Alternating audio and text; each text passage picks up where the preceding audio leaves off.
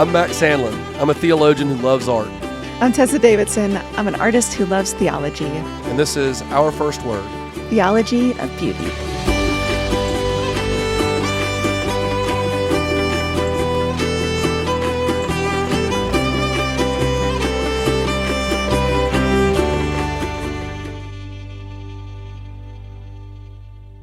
In my office, I have a painting, William Blake's Elohim creating Adam. Blake was a Gnostic, and so he has a strong dualistic tendency. That is, spirit is good, matter is bad. And so there's a famous creation painting of Blake's where it's like God is this grand sort of figure with a compass, drawing out the circle of the earth, and it's all mathematical, and that's good.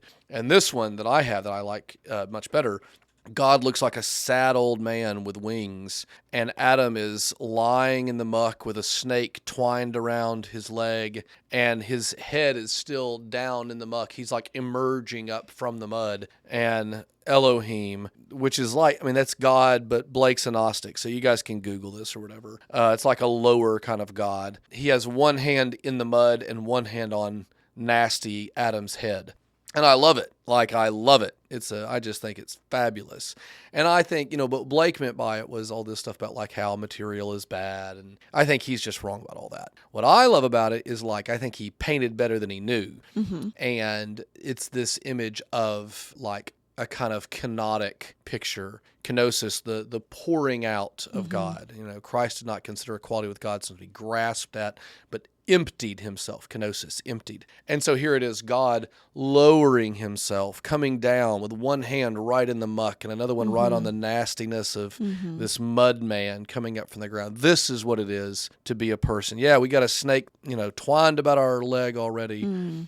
And God is still right there with us. It almost looks like Elijah laying on the body of the dead boy to bring him back to life. It's all those great things. It's I think it was a watercolor. It's the colors are interesting in it.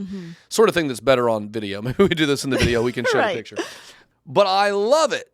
And yet, I just came in here and I said, I don't know. I kind of think we should make pictures of God.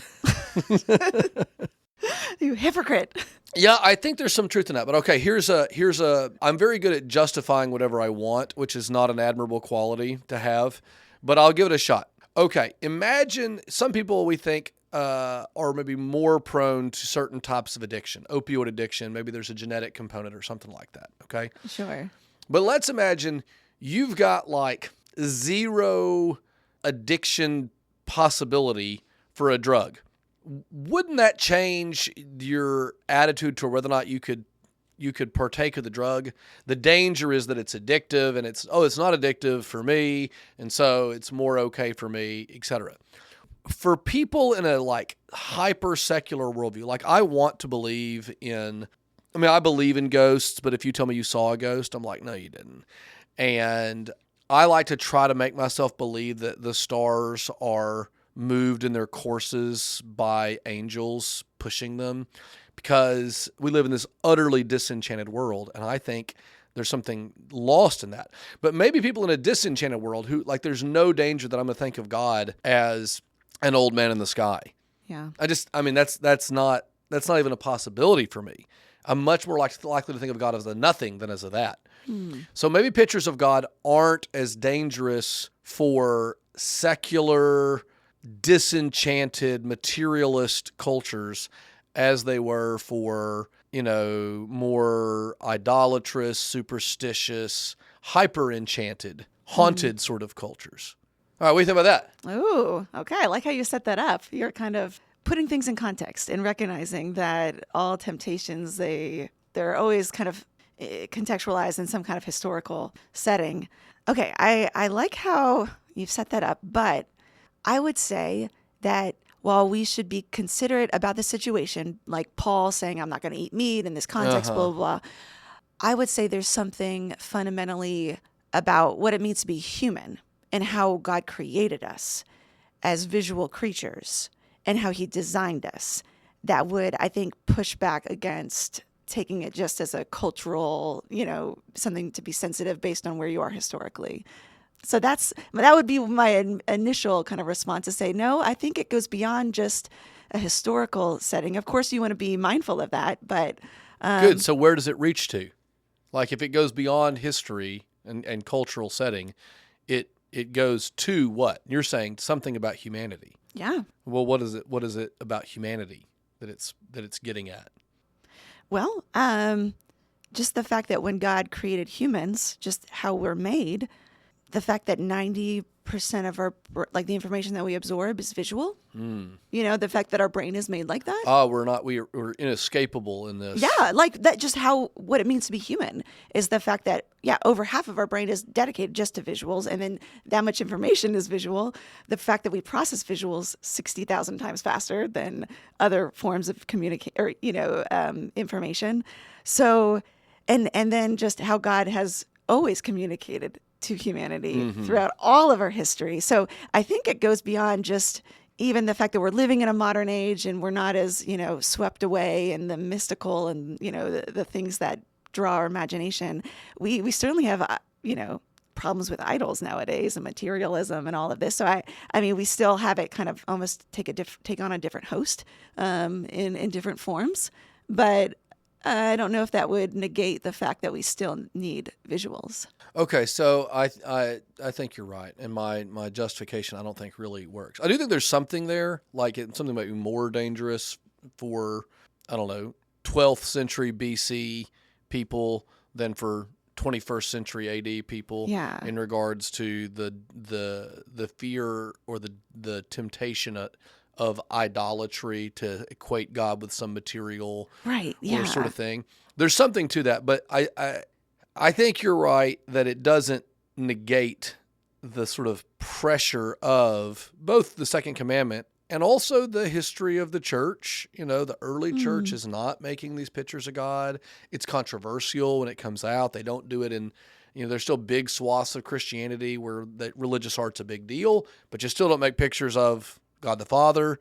You can depict Christ. Why? Well, he was in the flesh. You can depict the saints. Why? They were in the flesh. You can depict angels, but not the divine essence, not God the Father. And, there was this modern notion that because, the Jewish influence that the early church didn't make images. But just the more they discover in archaeology, the more they're like finding Jewish synagogues, Dura-Europos, and they're realizing these synagogues are, covered head to, from ceiling to floor with images that they've kind of recanted a little bit. What kind of images? Talk about that a little bit. Stories from Scripture and visualizing different scenes from the Old Testament. And so these synagogues are filled with these kind of images. And then when you look at once the early church, they had more resources and with as like persecution kind of dismantled a little bit and disseminated. And then they have like a lot of visuals within. We talked last week about the catacombs and things like that. Do those synagogues have pictures of God? Okay, so you're right to say, and actually, yes, we do have early, I don't know about, I'm trying to think for Dura-Europos as far as sometimes you'll have depictions of even God the Father in some of the And of course, we've got to be careful too, traditions. because when we say God the Father, that's a Christian concept of God the Father, as That's opposed true. to God the Son. Yeah. If you're Jews in a synagogue, you just have the Lord. Right. Yeah. Yeah. So there's no Trinitarian stuff here. But anyway, you were throughout saying, Old Testament, again and again, this command not to make an image of God, and I think that's something that I would certainly, I'm not comfortable with. you don't paint God. I don't paint God the Father. And when you go to the Sistine Chapel and you look up there and you see Michelangelo's work, you bounce your eyes off of the God the Father one. If you had your druthers, you'd take that one down. Yeah, maybe this is where I'm inconsistent, because I think one could make the case that, God, first of all, God gives us a lot of images of himself. It might be like a Mother Hen. And so we've got different visuals of God that are presented. And I don't think it's wrong for us to visualize those or for an artist to paint those. Yeah, so, I think it's hard. I think it's a really hard one. I think you and our instincts are the same. And that is like, I don't paint God the Father. And I don't like if I'm going to paint him, I'm painting some old dude. Like an old man. That's not what I would, I might do like a flame in a bush. Like, can you depict the burning bush? Right. Can you paint the burning bush? It was a visual thing. And even like this, think about this. Can you write the words G-O-D? Like these are little engravings, little pictorial signs that point beyond. We see them visually. What's the difference in like letters on a page and images that reflect birds and beasts and four-footed creatures and Yeah. men. Oh, now we're in Romans language, right? Oh, don't do this. Yeah. And so I wonder if it's like if the problem is not the making of the art, but rather the equating of the art with God. Right. Yeah. And some would even contend, well, God told us not to make images of him because he already has. Yeah. Like Yeah. he's filled Both the earth humanity with humanity, and we Christ are called especially. like when he, the ancients would build temples, and they would put the final like piece de resistance. They would put their carving of their god there in the temple. When God created the world and creates his temple, he then finishes off by putting humanity, and we are his image. And so, I mean, like in a way, it'd be hard to say we should not create any images of God. I mean, we should be the image of God and in a way reflect his image. Yeah, we can have children, right? That's right. We can make more image bearers. I mean, you think about it, you're right. We participate. But we're not graven images. Like with the critique of idols, lots of times in Scripture is that they are dumb idols, or they are lifeless, or they can't move, and God's making a point about here's what's wrong with them, as opposed to we as God's image bearers that have the breath of life, and we can move, and we can speak the words of God, and God can inspire us and speak through us in a way that he can't. Like Michelangelo's Sistine Chapel speaks to us, but not the way that a human does. Right? I mean, even in all, like the greatest piece of art in the history of the world, whatever you decide that is, still cannot speak the way that a living person can. Yeah.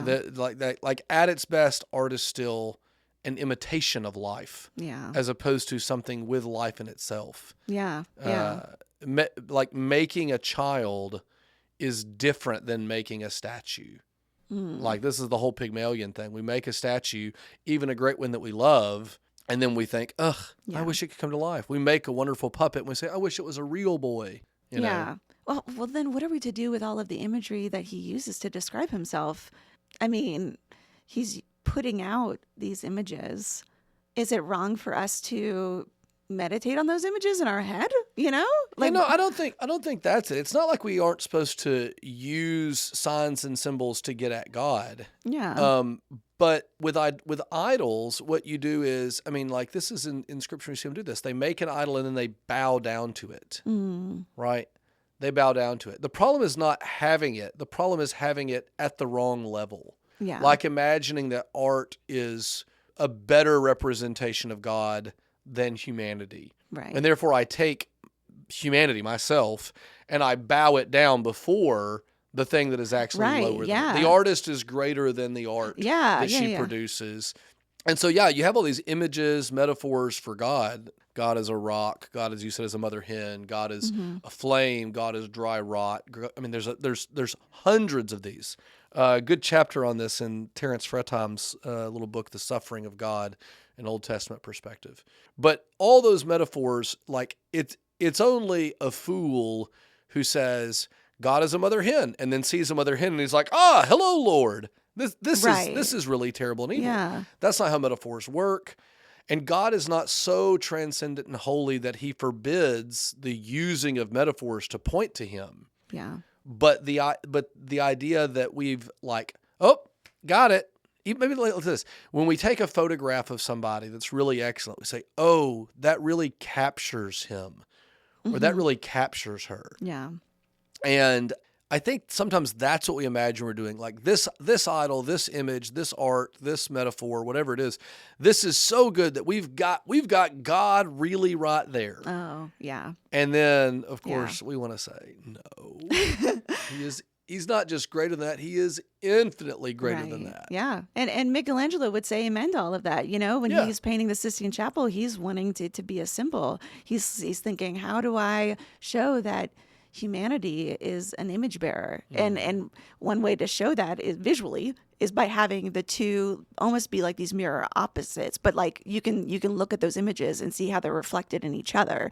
And so he's using it as a symbol, but it is unfortunate that because of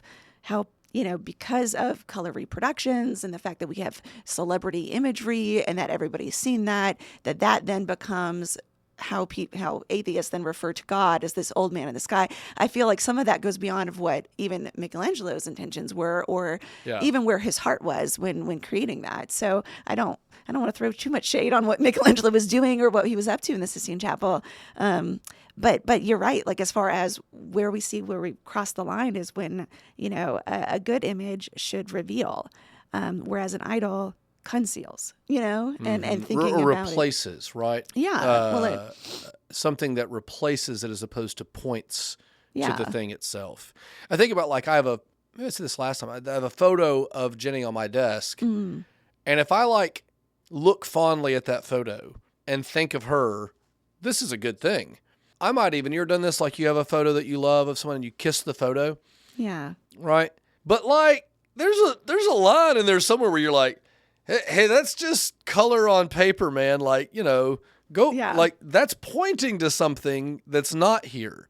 Yeah. And that's another problem, right? Imagine if you're in the room with your beloved and you are looking at a photo of them instead of being in the presence of the person themselves. Still being on your phone. Yeah, that's right. We're like, this is, we got to talk about this at some point in this class, in this podcast, is that, when you go to the Louvre and you're standing in front of, I don't know, one of these great pieces, and all you're trying to do is get the right photograph. Like, you're not even looking at the piece. You're looking at your phone that's looking at the piece. Yeah. And it's like, you want to say, why did you come? You could have done that back home. Yeah, like, pull it up on your computer and take a picture of the screen. And so I think that's another thing that idols do, is they so capture, and the better the image, ironically, the better the image gets at the truth about God, the more tempted we are to make it into an idol. Oh, yeah. And that's actually what I love about the Byzantine tradition, the fact that they, on purpose, sometimes people look at, icons and they think, why are they so flattened, and why do they look that way? Don't Weird, you know the eyes that, are looking off. Right, like they just feel like, oh, I guess they just weren't skilled at, making a portrait of somebody.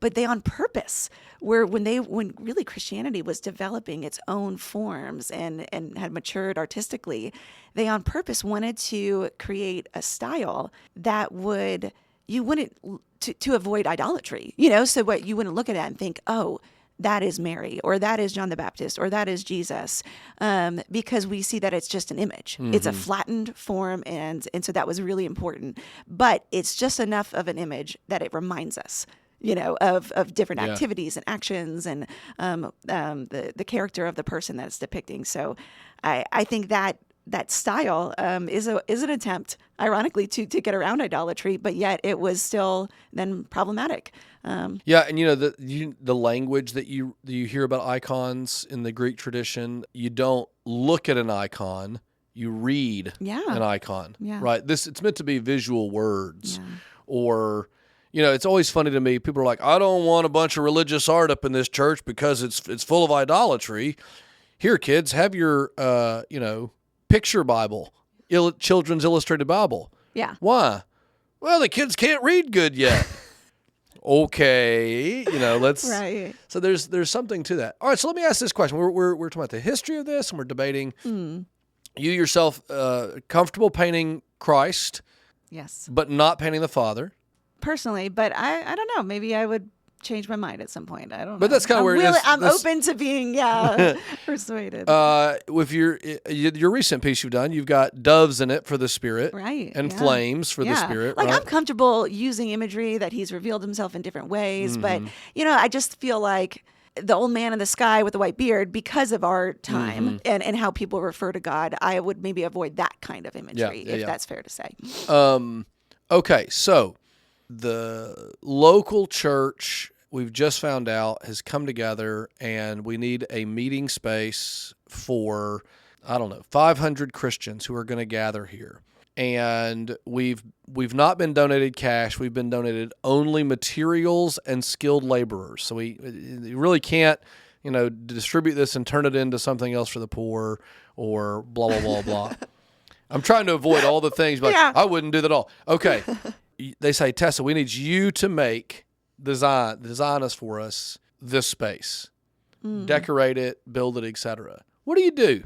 Well, this is where architects and artists, where I think we need to bring all of our gifts to the table when it comes to the church. And especially within evangelicalism, I think this is a problem right now, because what our response has been is, let's just keep this as this rectangle box and, neutral colors and as Covered in screens. yeah. And so what I would do is I would think about, okay, so is the structure already in place, or do we get okay. Building from the ground up. Well, I'm not an architect, so I can't really respond on how I would approach that design, but I certainly would want to be thoughtful and prayerful about every aspect of the design decision. I love how the medieval tradition, they thought about even the shape of their structure and how they could make it a cruciform shape, and trying to think through the numbers and the measurements and the proportions, and using numbers that related back to the Trinity. And they were constantly, every square inch, thinking very thoughtfully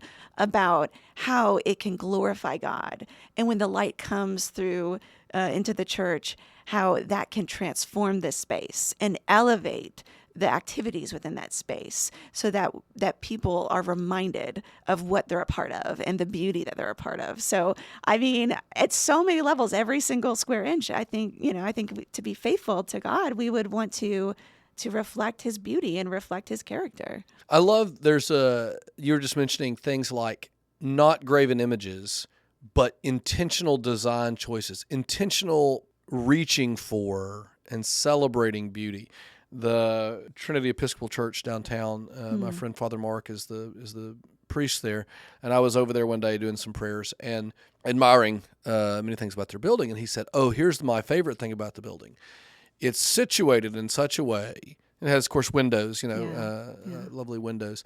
It's situated in such a way that around Easter is when the sunrise comes through the window at the front of the church. It's, Easter moves around and all this, but the idea is that we faced the building in such a way as to take account for, Christians believe that Christ resurrected around Passover time in the spring. Yeah. And we'll let the sun, do a little artwork for us around that time. Like, that's a cool thing. And I think one of the things that's missing, we can pick on evangelicals or our tradition in Churches of Christ. You can pick on Americans who are just in general pragmatic and utilitarian. Keep walking this back. Right. It's a widespread sort of thing. But the temptation to say anything that requires extra thought is just that, extra. Like that there's nothing wrong with building something hideously ugly. I think about, so in my hometown, there was a law that prevented billboards. Like you couldn't make huge billboards like you see on the side of the road. You couldn't have them in town and so forth because they're unsightly. And the law expired. And I don't really know just all the politics, how it happened, but the law expired and like immediately they go up all over. And they're just hideous. I mean, they're just really ugly.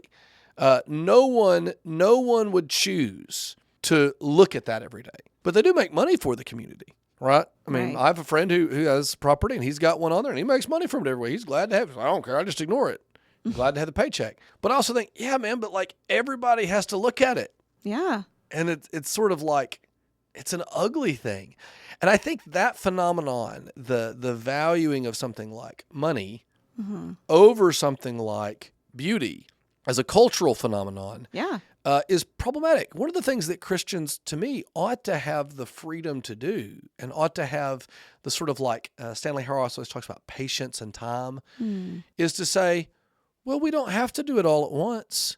We can wait. Right. Let's imagine it takes an extra 150 years to finish Notre Dame. Right. We've got time. The church enders will be here. We'll just kind of keep, just plugging away at it. Right. But we're aiming at something really beautiful. Or to say, before we put that wall up, let's think about how we can use numbers like 3 and 7 and 12 and these biblical things. Let's imagine how we can tell the stories of Scripture in the construction of this building and in the design of this building and then in the like walking around in this building. And I think there's something really important about that. Yes. I think to be faithful, that should be our approach. we imagine sometimes, well, there's something right about stewardship and prudential use of money and fiduciary responsibilities. Sure, But yeah. it's interesting to me how much people talk about good stewardship of your money as this like Christian virtue, when most of the Bible, this is not the emphasis at all, right? Right. You got the woman with the alabaster jar of $30,000 perfume just smashing it on Jesus. And what the Lord says is, and people are like, that's a bad use of the money, and you weren't being prudent in your finances, and what a bad steward she was. And what Christ says is, leave her alone. She's done a beautiful thing. Yeah. Yeah. And I think, now why is it that the church is so much more on the side of Judas? Like we're the one making Judas's argument all the time, Yeah. And as opposed to hers. And we're on the side of, when we think about Mary and Martha and thinking about, let's just be efficient, and instead of like, let's contemplate the beauty of our Lord and create a space for that, and and we don't value that. I want to talk about this. You mentioned this last week, and I think that's right. Sometimes when I think about beautiful church buildings and stuff, or beautiful religious art, or beautiful spaces, or beautiful, even like I always, I preach and I just wear what I would wear if I were going to, I don't know, a nice dinner. But I always admire these traditions where whoever's going to preach, well, you have to wear the right sort of, there's some sort of decorative clothing you have to wear. Yeah. Or you have to stand in a pulpit. Like even the proclamation, we decorate the proclaiming and all this stuff. Yeah. But all that comes out of this European tradition and such. Yeah. And when I think of a beautiful church building, I'm thinking about, Duomo in Florence or Notre Dame, or these grand cathedrals in Europe and that style. But I also really like Japanese aesthetic. Yeah. And I'm imagining, like, what does it look like to take, I don't know, the artistic or the aesthetic sensibilities of the Impressionist or an Eastern minimalism and bring that to bear? What is it? Does it always have to be more? And I mean, like, I love Baroque stuff where we're always ornamenting and more and more and more and fancier and fancier and fancier. But there's something quite lovely about the sparseness of Puritan church buildings. What do you think about that? Yeah. Well, and this is what I love about art history is you can see beauty manifest in so many different forms and approaches. And you can see the beauty of sometimes even a minimalist aesthetic where you have less is more, but it's a sensitivity to proportions and to the environment. And so, but there's always a sensitivity there and a thoughtfulness about where to pull back, where to bring in. I think what probably the opposite of all of this is just a lack of regard and just a focus on just utility and pragmatism.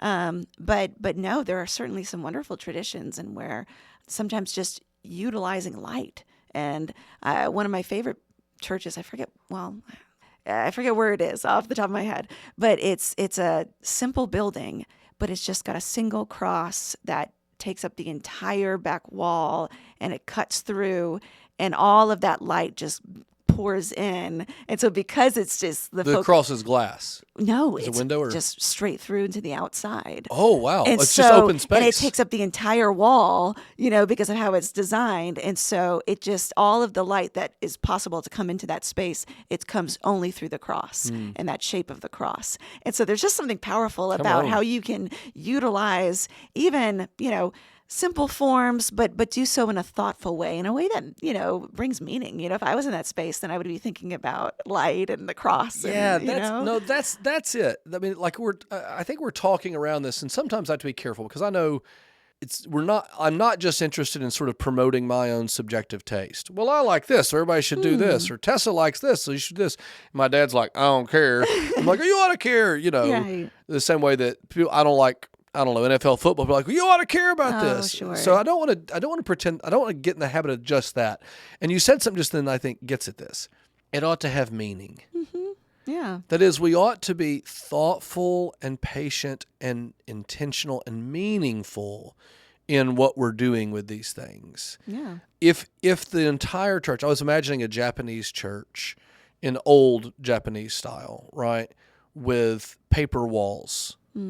And smooth wooden floors and the delicacy. The part of it was you had high winds and earthquakes.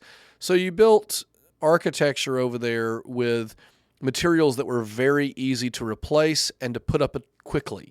So there's a form. Right. And yet one of the things that is communicated in all this is temporary. The fleeting nature of life and so forth and so on. And I'm imagining like a church building that is really subject to destruction. Like if the wind blows too hard, the walls fall down and we have to put them up next week. But that's actually a lot like what worship is. We're trying to get into this delicate space where we're in the presence of God, that the wind blows the wrong way, the baby cries, and all of a sudden we've lost it. There's something true about that. So I think that the point is less like, here's what it has to look like, or here's what it has to mean, and more, it has to mean something. Whereas like a cinder block building with 3 doors that meet fire code and no windows, built that way because it was cheap. Yeah. Right? And you go, well, why did you build it this way? Cheap. Didn't have any money. Yeah. Maybe you should have waited. Yeah. And or built one room and said, well, we'll keep meeting outside for a while and just be uncomfortable while we wait for something better. Yeah. And a materialist and perspective of the world would say that it's all just here.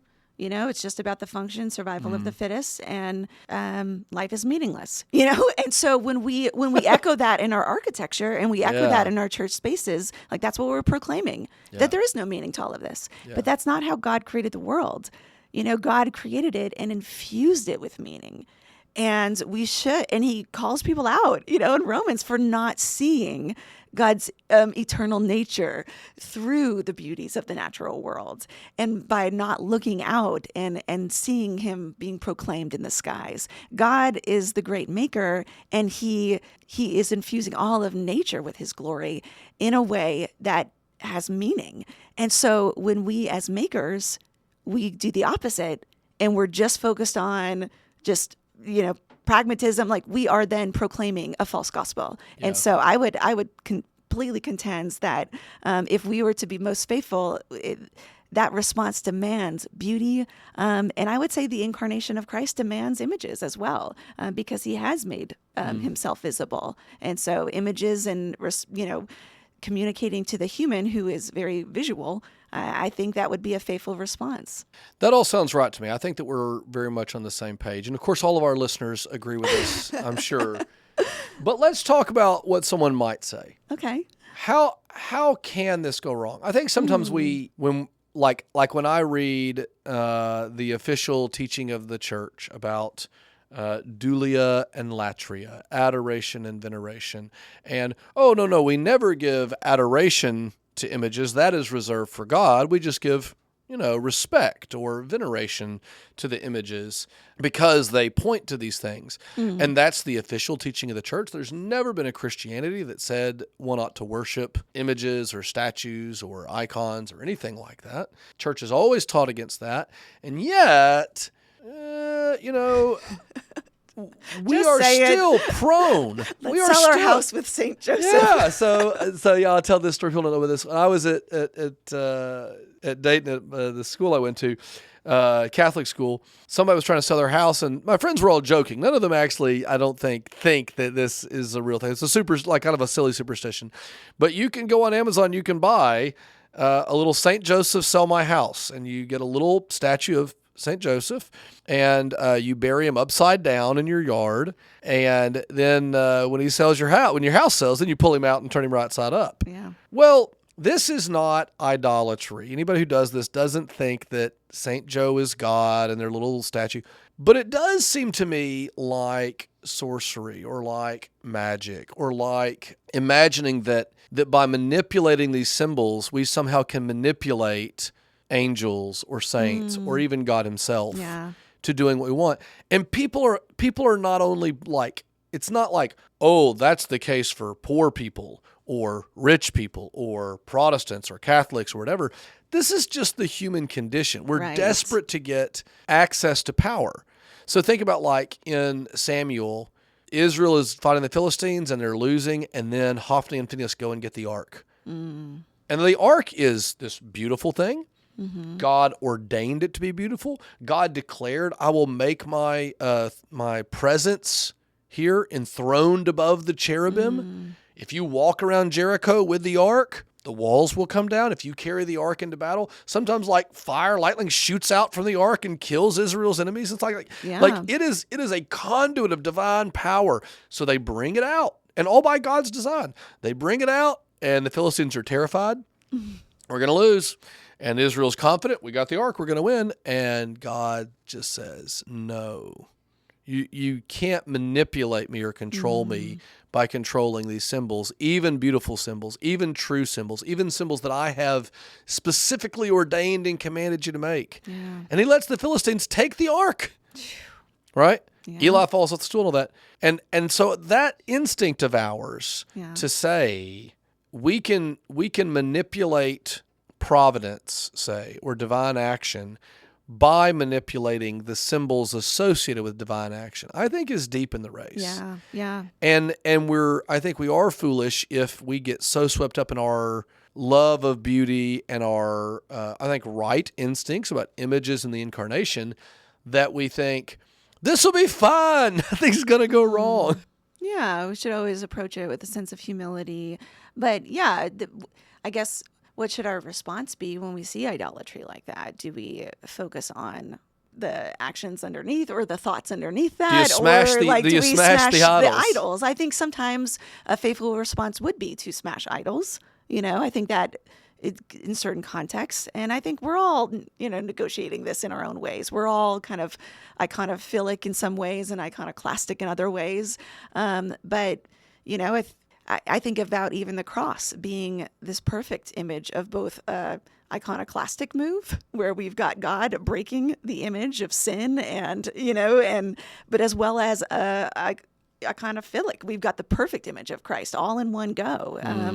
And so I think there's a time for breaking of idols, but I think we've sometimes are within the Protestant tradition swinging so far to where we don't have any images, and then we create an image of a God that's distant and cold and removed and doesn't care about beauty or humanity. And no mediation. We eliminate the sacraments. That's one thing I think about. It's like the Protestant impulse to get rid of all these intermediaries and just have just me and God, right? My faith and God, and nothing in between. No saints, no priests, no angels, no Eucharist, no baptism, etc. That impulse, I think it rightly is critiquing excesses that were there in medieval Catholicism. But my worry is that just people just stink at everything. We're just really bad at finding balance. So if we say images are bad, then we'll destroy the whole concept that God could mediate his word, his presence, his grace to us through the material world. Yeah. Right? And all of a sudden the cracker is just a cracker and we don't even bother taking it most of the time. Yeah. And to me, one thing I like about Churches of Christ in the Protestant tradition, we are in the Protestant tradition, but we have this high sacramentality related to baptism. Yeah. That is the idea that, no, God can and does show up in this water without it being magic water, but somehow it's like God establishes this piece of performance art. Yeah. Go out to some water, dip somebody down in it, and bring them up. This is like theater, you know, this ritual. Right. And God ordains it and says, I'll show up in that. Yes. But don't make it an idol. You know, right, yeah. It's like if you get a little bottle of river Jordan, water from the Jordan River, and you're like, Christ was baptized in this, and then you take that water and you imagine, now if I pour this on myself, God has to heal. No, that's not it. But the flip side, the overreaction to say God's not in this at all. Also seems problematic to me. Or to make it an idol by saying, well, now that I've got baptized, I'm good, or only talking about salvation in terms of baptism, and it's about a relationship, and That's just negating all of those other things. But I mean, I think about also when we remove images from our churches, from our approach to our faithful response to God, we're also almost attesting that we know better than you, God. We know better how to communicate. Our way is best because humans are too fragile. We can't handle images.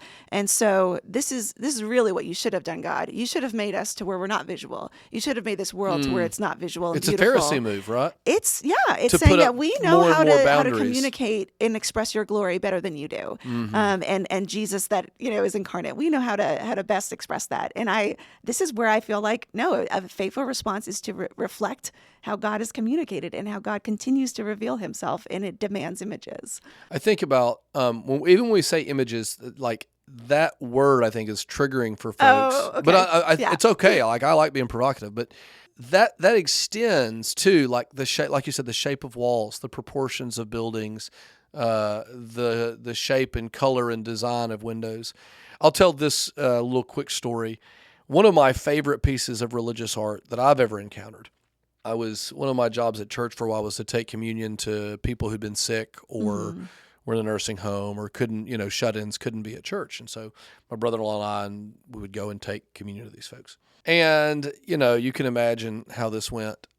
We had the little plastic, portable, disposable communion set. Yeah. And we had a Walmart sack with 20 or 30 of them in it. Yeah. And I would walk into these people's house I come bearing the body of Christ and the blood of Christ. It's here in the plastic Walmart sack. Right. Yeah. And I just hated that. You can imagine my aesthetic sensibilities just hated that. So I told my mom, who likes to go around to old antique places and whatnot, I said, see if you can find me a very small glass bottle that we could put. Oh, okay. We could put shot glass. No, not like a shot glass, but Okay. like a tiny bottle that would be appropriate for communion amount of communion, grape juice, whatever, right, for two people. Yeah. And then we had glass cups from back in the day before everything was disposable. We had some old glass communion cups, and then I went to a guy at our church who's a master woodworker. And I said, this guy's it's great. His name's Wisdom. His last name is Wisdom. So that's wonderful too. And I said, I wonder if you would build me. He'd made music boxes for his granddaughters. I said, I wonder if you'd make me a box that we could carry the elements of communion when we go to places. Yeah. Something that just was special. Yeah. So he said, well, I'll think about it. And that we didn't talk. And several months later, he just called me. He goes, well, I want to show you something. And he reaches and he pulls out this little box that's maybe 7 by 5 size. And he says, I ordered some olive wood from Bethlehem. Wow. From Israel. Yeah. And I ordered some cedar from Lebanon. I wanted to get Bible woods. And I ordered this over. And then he had built it in such a way that there were no nails. It was all like little pressure pieces. Yeah. I mean, some woodworkers listen to me like, Mac knows nothing about this.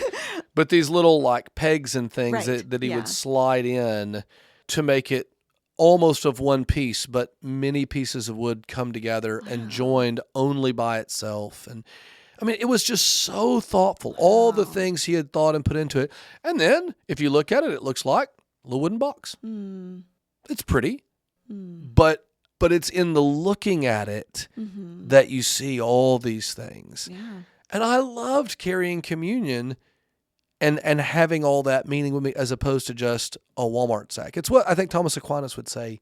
It was fitting. Yes. Without being magical or idolatrous or take away. It pointed to the care that we ought to show, the reverence, and in some ways it's like, sort of like the old impulse to put on a tie on Sunday morning, not because God's going to be impressed with your wardrobe, but a way of saying, I'm taking this seriously. I'm being thoughtful in what I do with my attire today because I'm going to worship. And we can hit the other side of that, just come as you are. That's all true. That's right.